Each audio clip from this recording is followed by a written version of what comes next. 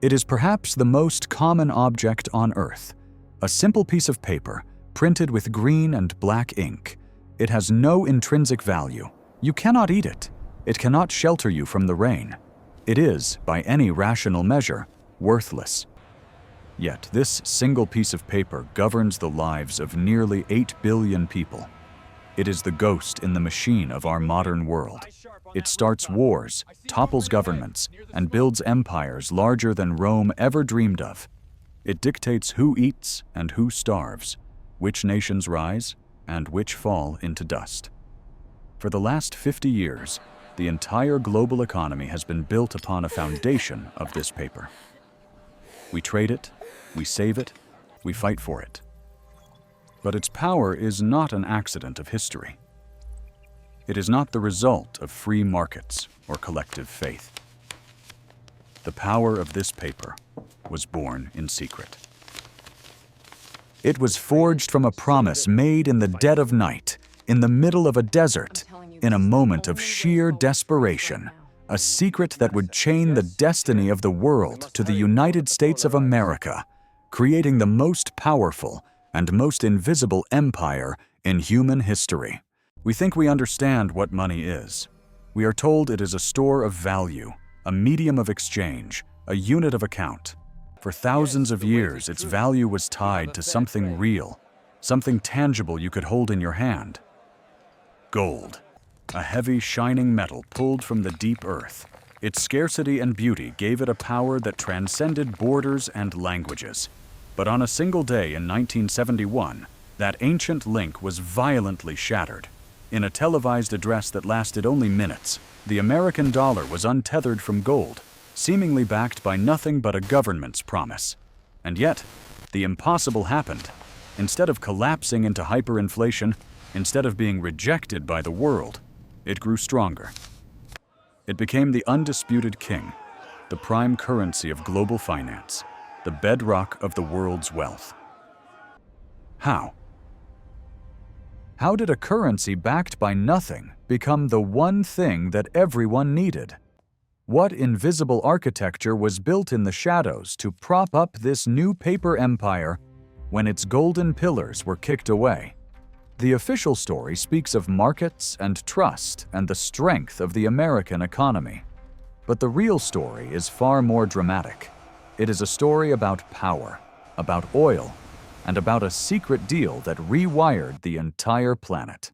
To understand the secret, we must first go back to the end of the world. The year is 1944. Cities lay in ruins. Empires were reduced to rubble. From the ashes of the Second World War, leaders of the Allied nations gathered in the quiet hills of New Hampshire, in a resort called Bretton Woods. Their goal was monumental: to build a new global financial system that would prevent the kind of economic chaos that had led to the war. They needed an anchor, a source of stability in a world that had lost its footing. And one nation had that anchor: the United States. America emerged from the war not broken, but stronger than ever. Its factories were untouched, its economy booming, and most importantly, it held over 2/3 of the entire world's gold, securely locked away in the vaults of Fort Knox. So a deal was struck. The Bretton Woods Agreement. It was simple, elegant, and powerful. The US dollar would become the world's reserve currency, the central pillar of global trade. But it wasn't just another national currency. It came with a sacred promise, a golden promise. The United States guaranteed that any country could exchange its US dollars for physical gold at a fixed rate. $35 for 1 ounce of gold. This was the gold standard. For every piece of paper America printed, there was supposed to be a piece of real, tangible metal to back it up. This system worked. It ushered in a golden age of capitalism.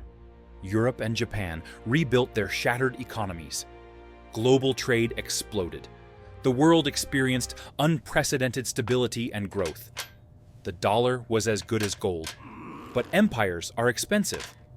And the American empire was becoming very expensive indeed. By the 1960s, America was fighting a costly, bloody war in the jungles of Vietnam. At home, President Lyndon Johnson was building his Great Society, a sweeping set of domestic programs aimed at eliminating poverty and racial injustice. Both were noble in their own way, but they came with a staggering price tag. To pay for the guns and the butter, the United States government did what all governments are tempted to do. It printed money. Millions, then billions of new dollars flowed into the world economy. The problem was, the amount of gold in Fort Knox was not increasing. The promise was being diluted with every turn of the printing press. The world started to notice. They saw a flood of American paper, and they began to question the gold behind it. The most skeptical and the most vocal was French President Charles de Gaulle. He saw the arrangement for what it was becoming, an exorbitant privilege. The United States could print paper and buy real goods from the world: French wine, German cars, Japanese electronics, while everyone else had to actually produce things to earn dollars. De Gaulle called America's bluff. In 1965, he announced that France would begin redeeming its excess dollars for gold from the U.S. Treasury. He sent the French Navy across the Atlantic to pick it up. It was a dramatic, symbolic gesture. A warship arriving in New York Harbor, not to fight, but to collect the bill. Other countries quietly followed suit. Switzerland, Spain, Germany. A slow, steady run on Fort Knox had begun. The golden anchor was slipping. By the summer of 1971, the situation had become a full-blown crisis. The slow bleed of gold had turned into a hemorrhage. The United States was on the verge of defaulting on its golden promise. The world was losing faith, and fast. Inside the White House, there was a palpable sense of panic. President Richard Nixon and his top advisors knew they were trapped. If they continued to honor the gold conversions, Fort Knox would be empty within months. The dollar would collapse, and with it, America's global power and prestige. But if they refused, they would be admitting to the world that America's promise was a lie. The entire Bretton Woods system, the bedrock of post-war prosperity, would crumble overnight. On a humid weekend in August, Nixon gathered his economic team for a secret meeting at the presidential retreat, Camp David. The mood was grim. They were staring into the abyss. For 3 days, they debated, they argued, they searched for a way out. But there was no easy answer. The Treasury Secretary, John Connally, a blunt, imposing Texan, laid out the harsh reality. He argued that America had to look after itself first. He famously told a group of European finance ministers, "The dollar is our currency, but it's your problem." That sentiment dominated the Camp David meeting. The decision was made. America was going to default. They would sever the dollar's final link to gold, unilaterally and without warning. They called it closing the gold window. It was a clinical, bureaucratic term for what was, in effect, the largest financial rug pull in history. On the evening of Sunday, August 15, 1971, Richard Nixon sat behind the resolute desk in the Oval Office and addressed the nation. He spoke of protecting the dollar from international money speculators. He framed the decision as a temporary measure, a bold move to ensure America's economic strength. He never used the word default. He never admitted that the promise was broken.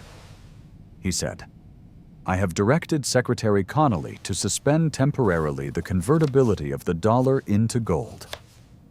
But the word temporarily was a lie. Everyone in that room knew the gold window was closing forever. The world watched in stunned disbelief. The next day, global financial markets were thrown into absolute chaos. Currencies that had been fixed for a generation were now floating aimlessly. The era of stability was dead. The Nixon Shock, as it came to be known, had detonated a bomb at the center of the global financial system.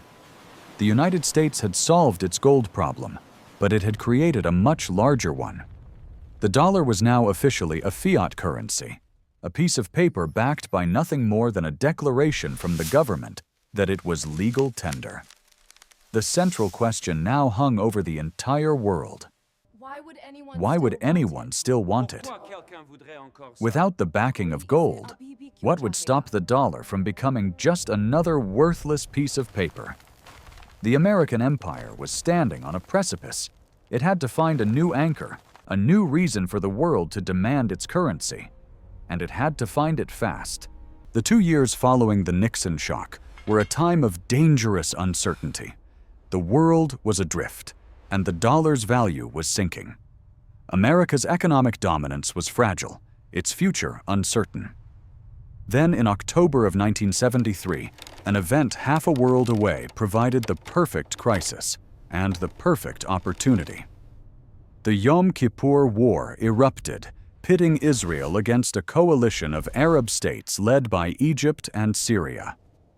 In response to America's support for Israel, the Arab members of the Organization of the Petroleum Exporting Countries, or OPEC, did something unprecedented. They declared an oil embargo against the United States and its allies. The price of oil, the black blood of the industrial world, quadrupled almost overnight.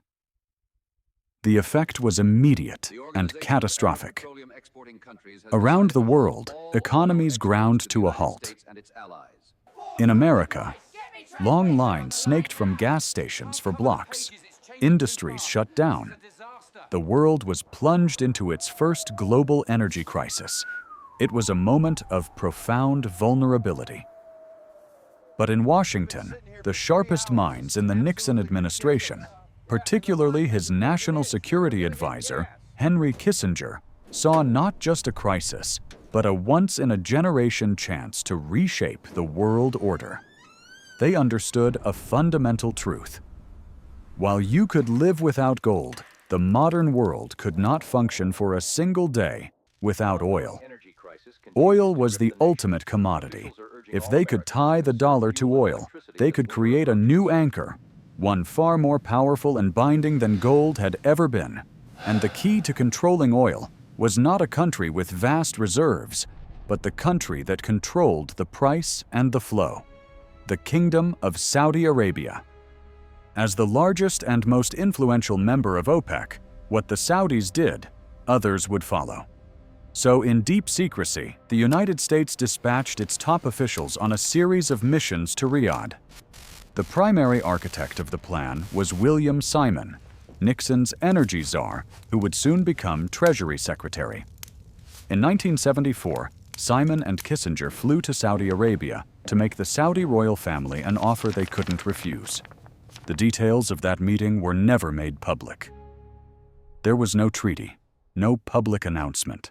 It was a handshake deal made in the quiet of a royal palace, but its implications were earth-shattering.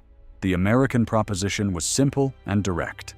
It was a classic mafia offer, cloaked in the language of diplomacy. The United States would provide the House of Saud with absolute and unwavering military support. They would sell them the most advanced weaponry. They would protect their oil fields from any and all external threats. And most importantly, they would guarantee the political survival of the Saudi monarchy against its enemies, both foreign and domestic.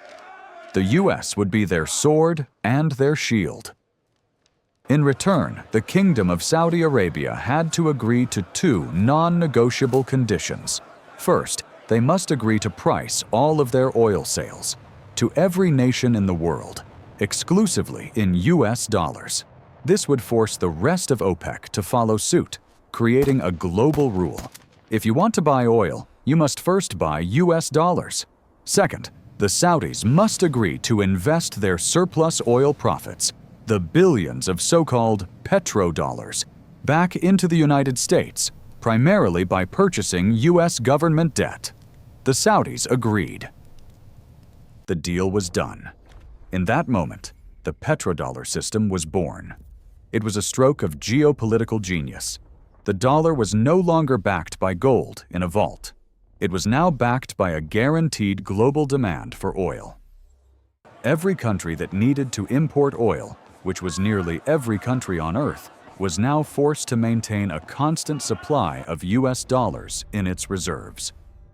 This created a massive, artificial, and permanent global market for American paper currency. And by having the Saudis recycle their profits back into U.S. debt, America had found a way to finance its growing government deficits. It could print money to pay its bills, and other countries would be forced to buy that debt to get the dollars they needed for energy. The secret meeting had succeeded beyond their wildest dreams. They hadn't just saved the dollar, they had weaponized it. The creation of the Petrodollar System was the defining economic event of the last 50 years. Its consequences have shaped the world we live in today, in ways most of us never see. For the United States, it solidified the exorbitant privilege that Charles de Gaulle had complained about. America could now run massive trade deficits year after year, buying real cars, electronics, and clothing from the world in exchange for pieces of paper it could print at will. It could fund the most powerful military in human history without needing to raise taxes on its own citizens to pay for it. The rest of the world effectively subsidized American consumption and American military power because they were trapped in a system that forced them to demand dollars. It was the foundation of an invisible empire, an empire of debt, where the dollar was king and the U.S. Treasury was the throne. But this empire, like all empires, does not tolerate dissent. The power of the petrodollar system rests on its exclusivity. There can be no other alternative. Over the years, several leaders have dared to challenge this arrangement. In the year 2000, Iraq's Saddam Hussein, a man long at odds with Washington, announced that he would no longer accept dollars for his country's oil. He would sell it in euros instead. It was a direct attack on the heart of the system.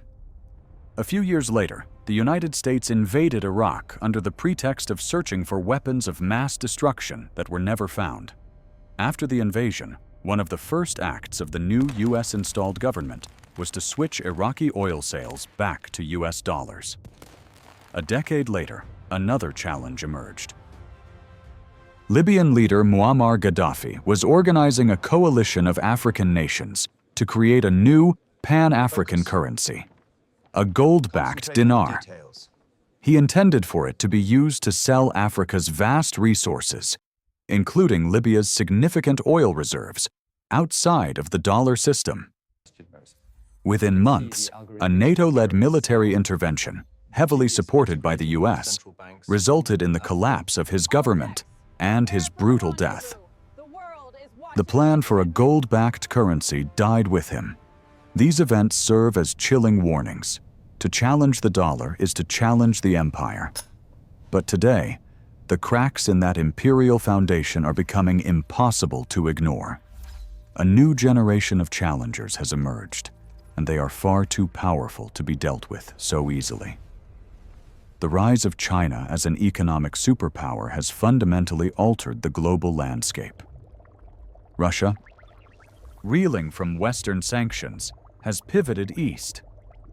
Together with other rising powers like India, Brazil, and South Africa, the BRICS nations, they are actively building a parallel financial system, one that does not depend on the U.S. dollar. For the first time, major oil deals are being conducted in other currencies. Saudi Arabia, for decades the linchpin of the petrodollar system, is now openly discussing selling oil to China in the Chinese yuan. Russia is selling its energy to India in rupees and to China in yuan. The de-dollarization of the global energy trade is no longer a theoretical threat. It is happening now, slowly but surely. The secret deal made in the desert almost 50 years ago is beginning to unravel. The world that it created is starting to fracture. The dollar is more than just money. It is a system of power, an invisible architecture of control that has defined our lifetimes. We were all born into this empire of paper. We use its currency. We participate in its markets. We live within its walls, whether we realize it or not.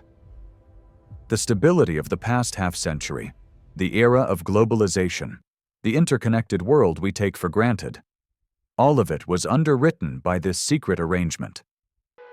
It was a stability bought with dependency, a peace enforced by financial might. But empires are not permanent. They rise, they reign, and they fall. The petrodollar system gave America the ability to project its power across the globe, but it also sowed the seeds of its own decline. It created resentment, it encouraged overreach, and it fostered a dangerous complacency. A belief that the world would forever finance American deficits and accept its paper in exchange for their real wealth. Today, the tectonic plates of global power are shifting beneath our feet. The unipolar moment, where one nation could dictate the rules of the game, is ending. The world is becoming multipolar once again. As nations begin to seek alternatives to the dollar, as the old allegiances fray and new ones are forged, the very foundation of the global order is coming into question. The question is no longer if the dollar's dominance will end, but how. Will it be a slow, managed transition into a new, more balanced system?